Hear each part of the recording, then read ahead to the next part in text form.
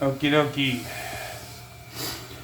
We are recording for the bajillionth time. I have had the CIA apparently working with the NSA and a secret squirrel wearing a helmet in a tree trying to stop me from doing this video because this is like my fifth attempt. My FedEx driver texted me saying my tire blew out last time, so we have a lot of night vision on the truck, and I'm like, yeah, no, I'm not having to go to a tow yard overnight and disappear, so I had to stop again. So this is my final attempt. But we got a couple devices laid out here. The video is about this rock star right here, this sexy puppy, the MH-1. This is designed to be a follow-up edition or continuation of the video we released from a week and a half ago, or what, 4/27/89. We put the video up yesterday, but anyway, because it was brought to our attention that we went over the features of this in such a way where we raced through it and didn't really cover most of the important components on behalf of Alloy Innovations. So let's get down to it. First, and this is going to be like drinking through a fire hose, not a straw. Bullet points and data and stats and facts only. Barring my ADHD, that shit, yeah, kicking in. But magnesium alloy housing. Why magnesium? Well, number one, it's 75% lighter than steel, 34% lighter than aluminum. It can be both forged and cast. Well, what does that mean? Well, I don't personally myself build the night vision devices here. My associate does. He's the expert on that. He's one of the best I've ever met and worked with in my life. And anyway, I do the weapons and other things, NFA, things that go boom, etc., along with our sister company. But I do, because not like buying Aero Precision or John Q. Smith Gun Company Incorporated shit and paying a variance and putting our label on it. But as far as our gas blocks, our receipt, we cut our own metal. Unlike 95% of AR-15, M16, M4 makers for the government and the private sector. So, anyway, being able to both cast and forge your material opens up your doors like 5, 6, 7, 8-fold in terms of your manufacturing options. And what that allows you to do is cut your costs down dramatically. What that allows you to do is turn around and increase your savings that you pass on to your customer. Like the dovetail on this device, it has underneath it, you can't see it, but when you watch a video on how they're built, there's this sort of teardrop kind of shape. So unlike a lot of the other ones that have, like, for example, these two little pins that go through to keep it kind of from twisting, when it comes loose, it can still rotate. The tolerances on this thing are so insanely tight. And if you know anything about machining, we're talking like some of this stuff looks like it's 30, 40 thousandths of an inch. I mean, literally. I watched this guy attach it, and he had to rock it back and forth for like 3 minutes just to get the damn thing to sink in, and then put the attachment bolts, Loctite, whatever the hell they're using. And on one of the pre-production models, I was in the position to get a hold of one and take some of the parts off and put them back together. And holy shit, I mean, I would say you don't even need any O-rings or rubber seals because the tolerances are literally so tight that water and air can't get through them. I mean, I'm sure that's not the case, but in the world of machining, I don't know who they're using or how they're doing it, but it is, on a 1 to 10, it's a 15. That's why earlier in the first video I said it feels like Rolex is making night vision Swiss handcrafted stuff. I mean, it's the way the tube arms articulate and swing in and out. It just feels like ball bearings, like a wave rolling in the ocean.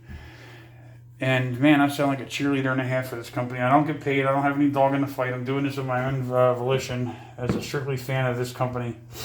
1 and 2 onboard illuminators, your power knob, your gain control for those that have gain adjustable units. 1 click clockwise from this vantage point is on. 2 clicks is illumination number 1, which is 1 illuminator. Next click is IR2. When we have IR2 on and someone's wearing one of these looking at you, it looks like their eyes are like Satan's white lights. It's creepy, but cool as shit.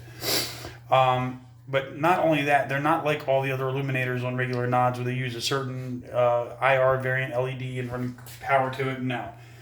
These things lit up last night, and we are in the most black hole abyss of almost any night training facility I've ever been to, because the nearest light source where we are here, not here, but down the road, is 5.8 miles away. You've seen our other videos. You can see the blinking tower lights on the smokestack, or blowdown stack on the Florida Power and Light building. Except we have one structure, it's like the neighbor's residence is right up on the property line on the corner. So if he leaves the light on. But other than that, it's fucking like, it looks like North Korea out here at night from a satellite. You have South Korea that's lit up, and then the black hole. That's us. We're the black hole. So night vision really gets put through its paces out here, and people come up here all the time. I've got these incredible tubes, and then they turn them on like, I think something's wrong with my nods. Like, what do you mean? Well, I can't see 900 yards away. It's like, well, you're not in the city. Anywho, getting back to that. So 34% lighter than aluminum, 75% lighter than steel, cast or forged. Ball bearings, Rolex, super smooth kind of action. There are 2 holes in the rear of the bridge, and all the features in this thing are kind of hidden in plain sight. So let me see if I can get this on camera. So you have 2 itty-bitty little holes. One's right there, and one is right there. To put a titanium or metal split ring or whatever have you for carabiner access, knot tying, for something like we ship these out with a device. It's got steel reinforced spring attached carabiner, heat shrink to, because these things will, like the other ones that you see out there, they bow out and come apart.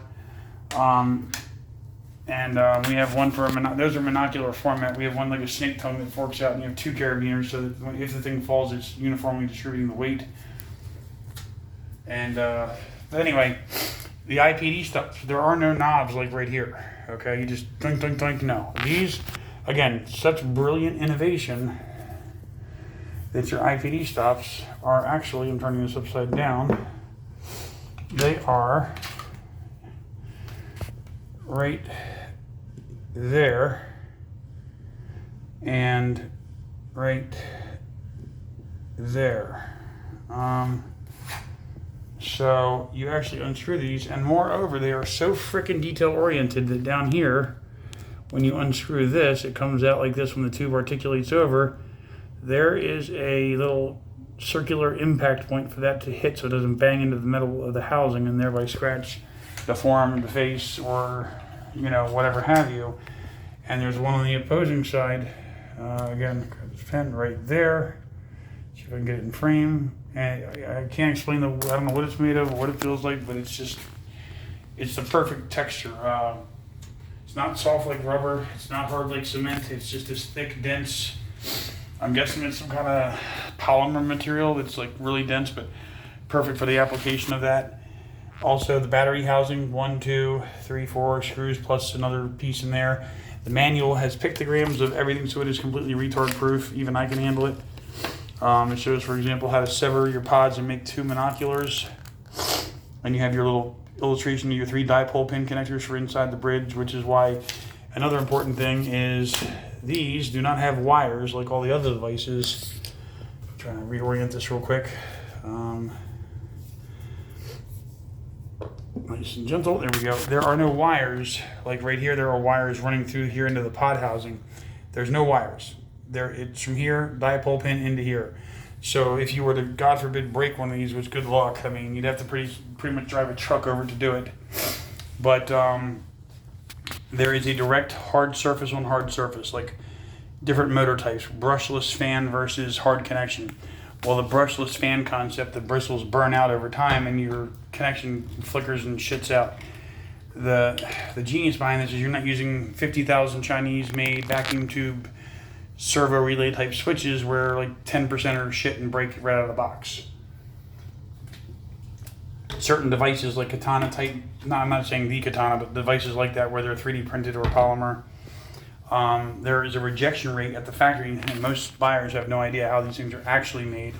But for every 100 they make, they throw anywhere from 9 to 22 in the trash because the ratio of defective units is so high that they actually have to build that into the cost, and you, the buyer, pay more for that at a premium because that $2,500, $3,000, $1,900 housing, you can't undo it because it's basically put into a cast kind of deal, and the 3D printing material is made around it, so it's completely enclosed inside the actual device, like not inside this cavity, but actually inside this arm. So it's printed around it, like almost like pouring cement around a pipe. You have to throw the whole thing. You can't just take a pair of scissors or something sharp and scratch it or cut it and pop it open and replace it. You got to destroy the whole thing. So you're paying for that. You're paying a premium on that as a loss in the cost of built into the manufacturing cost, which translates into capex and burn rate and R&D and manufacturing and so on and so forth. And that also translates to projections on quarterly and annual financial performance, which basically, short version, trickles down into your cost. These are in the way. These are actually covering on all these. With 14 glass, we have these. We make them 3D printed spring, and they go right in and protect your glass while not powered up in use. Anyway, we have 3 devices here. We have a OPT4 BNVD 1431. This is the Mark II Enhanced or Mark III, the newest one they make, where you don't have to solder anything in here. Skip that. Obviously the Rockstar here, and then this is the lightest pair of tools we recommend or deal with or sell, and this is NVD, Night Vision Devices in Pennsylvania. Amazing lifetime warranty. I have a pair of these personally. I also have a pair of 31 Deltas that I've had that were unicorn unobtainium tubes, but my point being, these are a freak of nature in their weight reduction. So the reason we use these devices as comparisons, like these 1431s, are representative of a lot of devices. None of these have batteries in them, by the way, but in grams, the scale is at 0. These are 589.2 or 3, so let's just call it 590. Now, that's a polymer housing. Now, these MH-1s, being magnesium alloy, are actually noticeably double digits lighter, 536.1 grams versus 590, or call it 536 versus 590. It's 50-something grams, which is what, 10-15% lighter at least. And these two have mil-spec glass. These are ultralight optics, ultralight housing. Now this one is designed to represent the best case scenario if you're lucky as hell, at only 444.6, which matches the number I had earlier. Because again, these were all weighed and done before the video, just to be sure. But this is like 75-80% of the market in duals, give or take 25 to 35 grams. That's what you're looking at. That's polymer, more brittle, like a PVS 31. You drop a 31 Alpha, not the Delta, they're, in my opinion, far superior, way newer, way more innovation, way more features. PVS 14s have been around 14 years. The Army's paying $7,140 something bucks, call it $7,500 with shipping and bullshit, for a device that you, the civilian, are paying $13,000-$14,000 for. Plus, you've got these people with these, fucking I can't say con arts, but these bullshit sales pitches. Well, these are the new super duper alley-ooper ones that have super gain that can let you see through trees, and for only $3,999.99 more. It's like, look, if the military's paying X, the civilian public shouldn't pay X multiplied by 2 or double the price.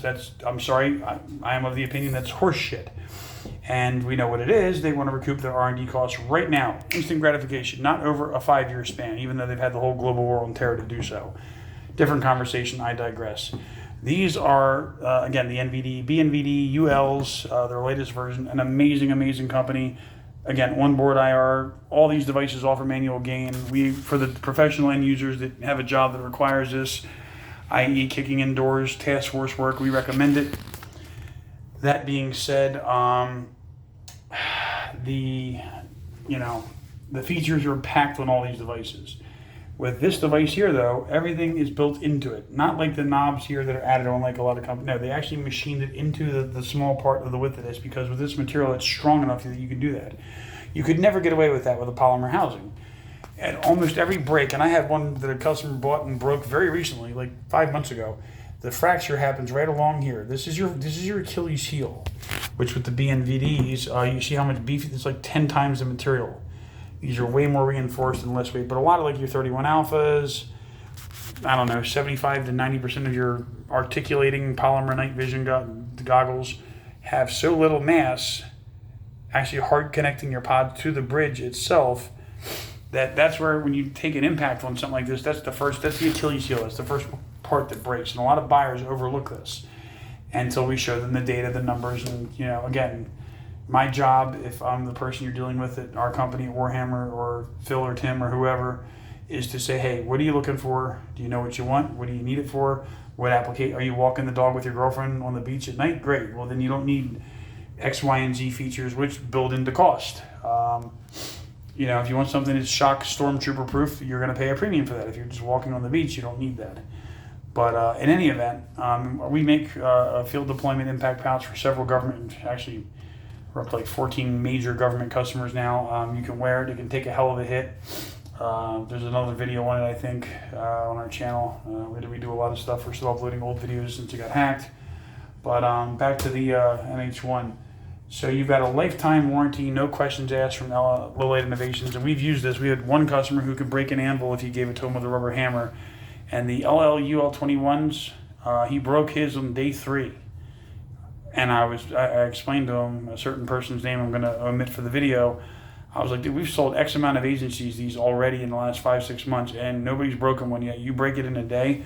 Why am I not surprised? And he's like, I'm really sorry, but you're the one. And I recommended it to him with the excuse of, hey, if you have a problem with it, guess what? You can replace them. And I told him the good news is if you buy these, you're eligible for their MH-1 upgrade program, which he took advantage of, and his device went out days ago. He was one of the first 16 or 18 that we had arrive.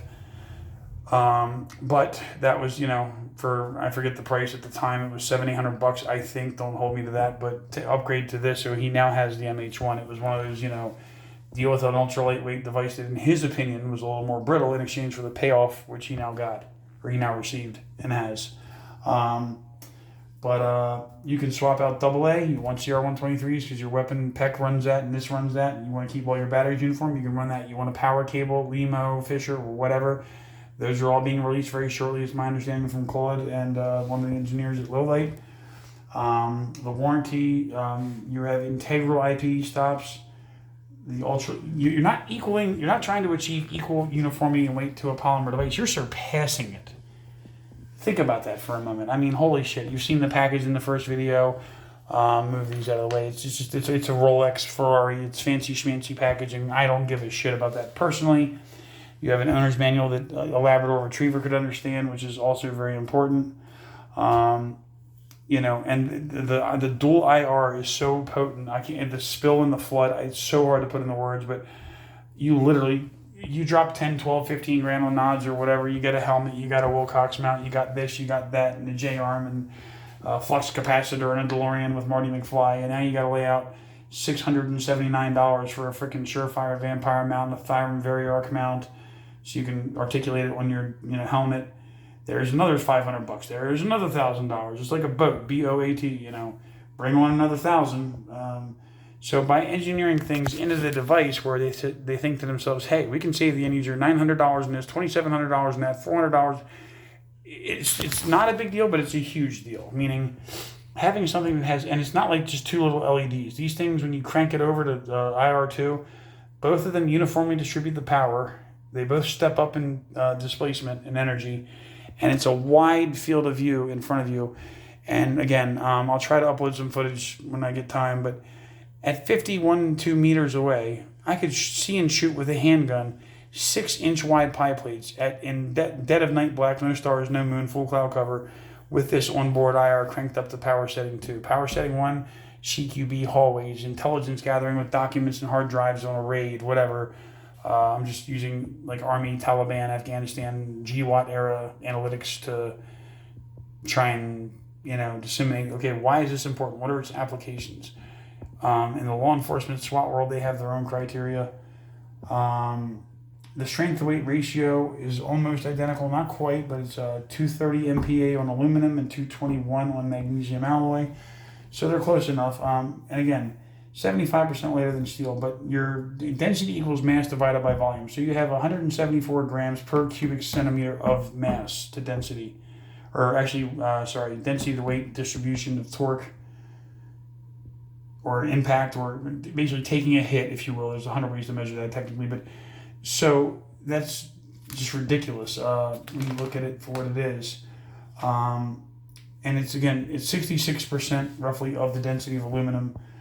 Because the substrate on this is a hexagonal honeycomb, 3-dimensional kind of sort of these little cubic hexagons in the magnesium alloy, and it gives it a higher surface tension, surface hardness, which is why it's not so hard that it's brittle though, which is very important. Like windows can be hard enough to be brittle, other materials, porcelain rods and plates, you can smack someone in the head with a porcelain plate and it won't break. You drop it on the cement steps and it shatters like into a million pieces. This does not have that downside as far as its metallurgical structure. And again, there's pieces where they've scalloped weight in the design, but it's also aesthetically pleasing. There's pieces and sections removed here and there. This dovetail is just ridiculous. The thing is just incredible all the way around. So, and that's not everything. I think maybe it is. Let's see here. What else is on the list? 2 IR sources, weight, IPE stops, warranty. Strength to weight, all the metallurgy, forge cast, versatility.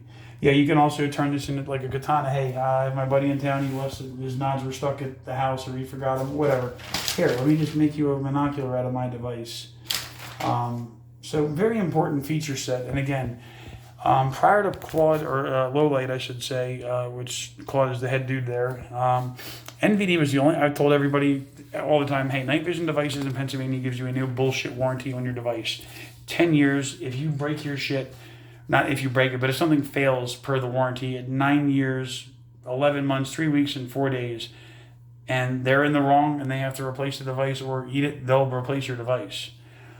That's unheard of. Literally unheard of. There are other companies whose names I'm not going to mention, one of which in Florida. We have a 10-year warranty, and, you know, I'm not going to go down the rabbit hole of people getting product C when they order product A and being overcharged for it. It's a well-known fact in the industry. Some people don't have the balls to call it out, but I've got literally now, I think, 11 customers, 4 of which they have documented irrefutable proof, including one police officer who, on behalf of his department, sent a device to L3, and he said, these are the spec sheets, and they said they don't match. And although that's all going to come to bear very soon, you know, you reap what you sow, and it's just a shame because there's so many scumbags that have these .com, Bubba's Garage Made, Home PVS 14 bullshit night vision salesmen that, you know, oh, I have a 10 million year warranty. Oh, how long you been in business? Oh, since the day after COVID started. Oh, really? What a coincidence. You and like everybody else in the gun business, in the tactical business, in the gear business, and people like us that have been doing it for a lot longer, it drives us up a wall because these assholes ruin it for everybody else, and the pervasiveness of the fraud and the scams and the bullshit, it's just, that's a whole other topic. But prior to this company doing this stuff here, I mean, this was the only place I knew where I could tell a customer, hey, if you want to get one of these or one of those, meaning the products they offer, a BNVD and PVS 14, BNVD SG, a BNVD UL, and so on and so forth. Here's the warranty. Here it is in writing, down to verbatim, every little caveat. This now you have another company doing basically essentially the same. It's not identical, but it's parallel in a lot of regards. But there is a lifetime warranty, not a 10-year warranty on any Lowlight Innovations product you buy, and that's a big deal. You know, there was a small issue with this product launch where some of the devices in our pile, I think it was 1 or 2 out of 18, 16 plus 2, so we shipped 16, had 2 for pickup. 2 out of 18 had this issue where if you roll the pod all the way around, like they go 190 something degrees, I believe. You roll one pod up while the other one's on, and you go back down, it flickers. Now, did they have to say anything about it? No, half the people wouldn't have even noticed. But what do? They get in front of it and say, hey, there's a chance you might have an issue. Check this to diagnose it. If so, email us, reach out to us. And we did. Boom, here's a label. We're going to overnight it back because the client's only in town for a day. You'll have it back in 5-6 days, include the round trip. That's, you know, getting it up there, getting it replaced, getting it back. And we didn't spend a penny. I mean, they probably dropped $400 or $500 just in shipping to insure everything. That's how good Lowlight Innovations is with their warranty. I challenge you, show me another company outside of NVD, Night Vision Devices, that does what this company does. Because you can't find one. And for the people that are saying, oh, so-and-so has a 10-year warranty, yeah, it doesn't count if you've been in business for 9 weeks or a year. Statistically speaking, there's like, what, an 87% to 90% chance you're going to be bankrupt by year 3. So how can you offer somebody a warranty that when your company doesn't even have a history or a track record or a pedigree? I mean, again, to the customer, the buyer, hey, that's great. Are they going to? What if they're not there in 2 years because they're bankrupt and they're selling car insurance? How are you going to get your shit fixed? Well, good luck.